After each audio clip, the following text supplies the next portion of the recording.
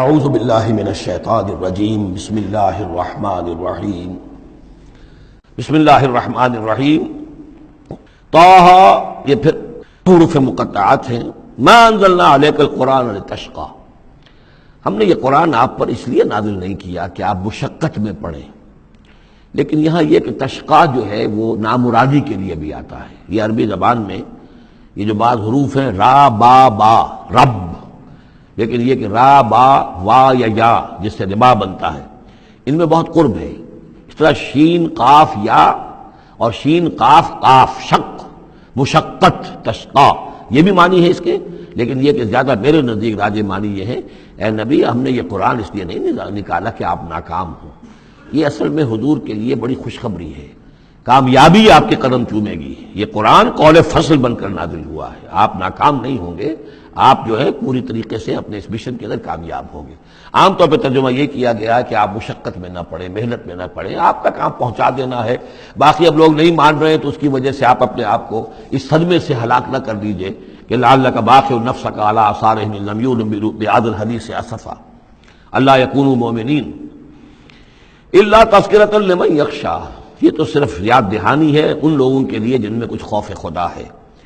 تنزیلا ممن خلق الارض والسماوات العلی، اس کی تنزیل ہے اس ہستی کی طرف سے جس نے بنایا ہے، پیدا کیا ہے زمین کو بھی اور بلند آسمانوں کو. الرحمن، وہ رحمان ہے. علی العرش استویٰ، کہ جو عرش پر متمکن ہے. لہ ما فی السماوات و ما فی الارض و ما بینہما، اسی کا ہے، اسی کی ملکیت ہے جو کچھ کے آسمانوں میں ہے اور جو کچھ کے زمین میں ہے اور جو ان دونوں کے مابین ہے. وما تحت الثریٰ، اور جو زمین کے سب سے نچلے طبقے کے نیچے ہے. یہ سرا جو ہے گیلی زمین، اور گیلی زمین کے نیچے جو کیا ہے زمین کے اندر، وہ بھی سب اللہ کا ہے. وَإِن تَجْهَرْ بِالْقَوْلِ، اور اگر تم بلند آواز سے کوئی بات کرو دعا کرتے ہوئے اللہ تعالیٰ کے ساتھ یا کچھ اور مناجات کرتے ہو، فَإِنَّهُ يَعْلَمُ السِّرَّ وَأَخْفَى، بلند کرو گے تب بھی وہ تو سنتا ہے، لیکن وہ تو جانتا ہے سر کو بھی اخفا کو بھی، ہر چھپی ہوئی بات کو اور نہایت مخفی بات کو. اخفا جو ہے باب یوں سمجھیے کہ افعل التفصیل، سب سے چھپی ہوئی چیز اس کو جانتا ہے. اللہ لا الہ الا ہو، وہ اللہ ہے جس کے علاوہ کوئی معبود نہیں. لہ الاسماء الحسنی، تمام اچھے نام اسی کے ہیں. اب یہاں سے شروع ہو گیا حضرت موسیٰ علیہ السلام کا قصہ. وَهَلْ أَتَاكَ حَدِيثُ موسیٰ، اور کیا تم تک پہنچ چکی ہے موسیٰ کی خبر، موسیٰ کے حالات.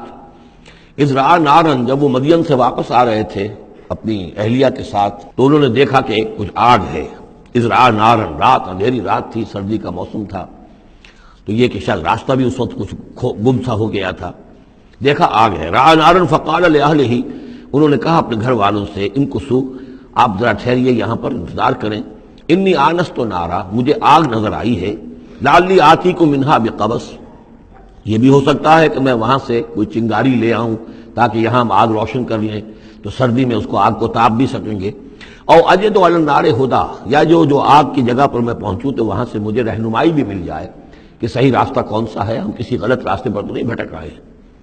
فلما اتاہا، جب پہنچے اس آگ کے قریب، نودی یا موسیٰ، تو آواز آئی، ندا کی گئی، اے موسیٰ انی انا ربک، یہ جسے تم آگ سمجھ کر آئے ہو اس آگ کے پردے میں تو خود میں ہوں، میں تیرا رب ہوں. انی انا ربک، میں تیرا پروردگار ہوں. فخلع نعلیک، اپنی جوتیاں اتار دو.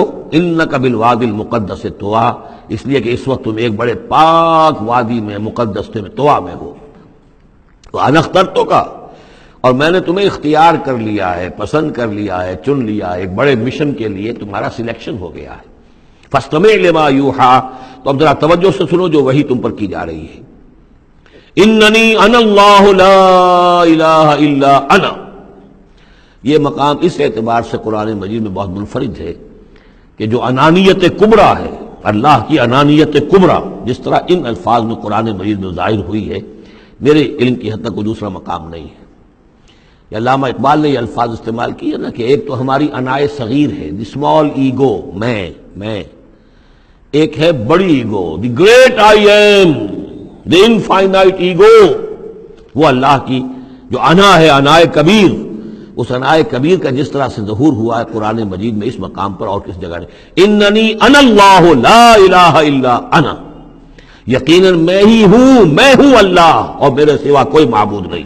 فاعبدنی، بس میری ہی بندگی کرو. میری پرستش کرو، واقعی الصلاۃ لذکری، اور نماز قائم رکھو میری یاد کے لیے، ان الساعۃ آتیۃ، اور یہ بات بھی یاد رکھو قیامت آ کر رہے گی، اکاد اخفیہا، میں اسے مخفی رکھوں گا، لتجزا کل نفس بما تسعی، تاکہ بدلہ مل جائے ہر شخص کو، ہر جان کو جو کچھ کہ اس نے کوشش کی ہو۔